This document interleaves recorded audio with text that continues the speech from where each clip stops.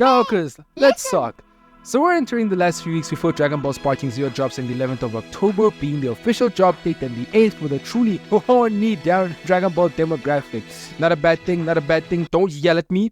And I've been doing some thinking about what we may get in the final trailer, and with only 25 slots left, it seems that some people may be definitely disappointed or others may definitely be happy. And in today's video, as a 25-year-old who grew up watching all of OG, Z, and GT, who played all the Tenkaichi games at that one piece of shit that does not apply, I'm going to go over, please hold your Dragon Balls, why Dragon Ball GT should be DLC. All of it, including the story, and how it may make you love Sparking Zero even more for this. Now, let's keep it short and sweet, starting off with giving Dragon Ball Super a chance.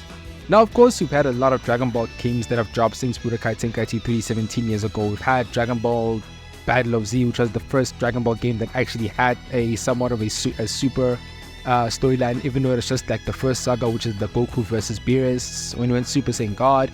We've had Xenoverse 1, we've had Xenoverse 2, we've had Kakarot, we've had all these games, we've had Fighters, we had a ton of Dragon Ball games since Budokai Tenkaichi 3. But the argument that I want to make here is that none of these games, not a single one, has been truly able to fully capture properly the story of Dragon Ball Super.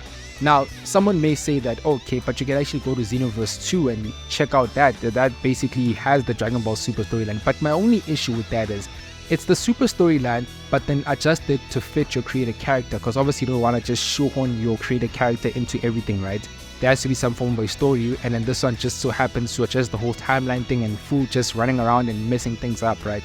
But it's not the, dot for dot, word for word, bar for bar story of Dragon Ball Super. Now, as the first game to actually get the whole Dragon Ball Super storyline and actually do it correctly, I think it's the perfect time for Dragon Ball Sparking Zero to actually take that up. Because like what Jane Furutanya said in multiple interviews, this game, Sparking Zero, is supposed to be a game that encapsulates the entire spirit and essence of Dragon Ball, from all the weather changes and electricity and physical damage, and just Budokai Tenkaichi. Always, it just looks great, As much as Budokai Tenkaichi 3 is old now, at the time when PS2 was the peak, Dragon Ball was the peak console of its time, Dragon Ball, Budokai Tenkaichi 1, 2, and 3 were actually really good looking Dragon Ball games, and now it's the PS5 for Dragon Ball Sparking Zero.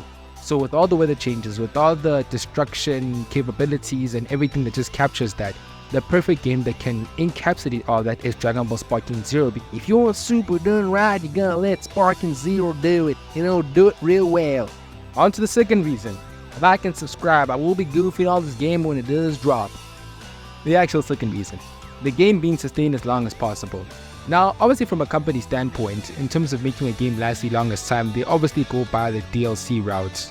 And obviously with a game that is like a really good brand, like the Sparking series, from Sparking Zero all the way back to Budokai Tenkaichi 1, this game just got a good brand, and a good brand commands a lot of good money if you know anything about business, right? 101.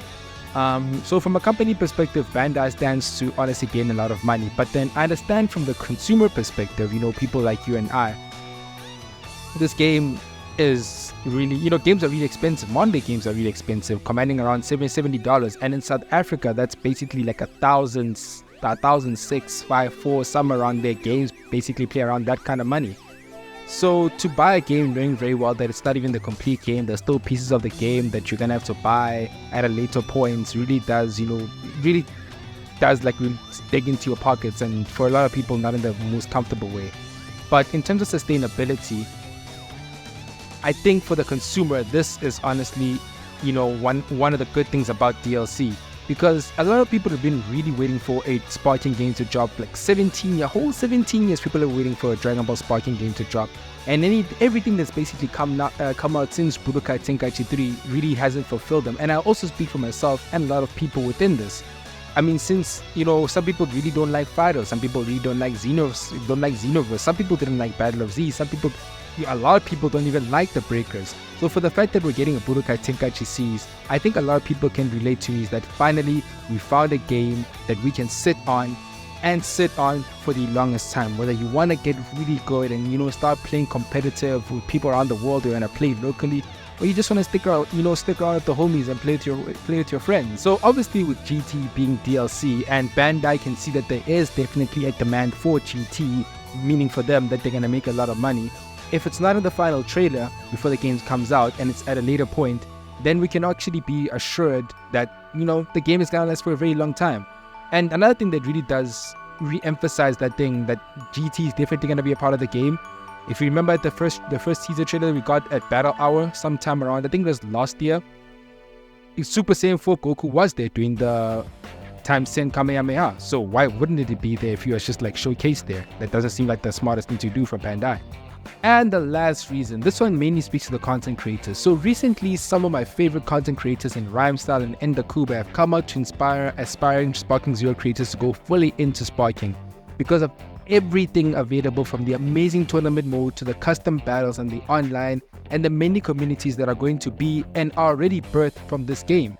And that's also to the benefit of the people watching, because there is going to be a lot to watch for a while.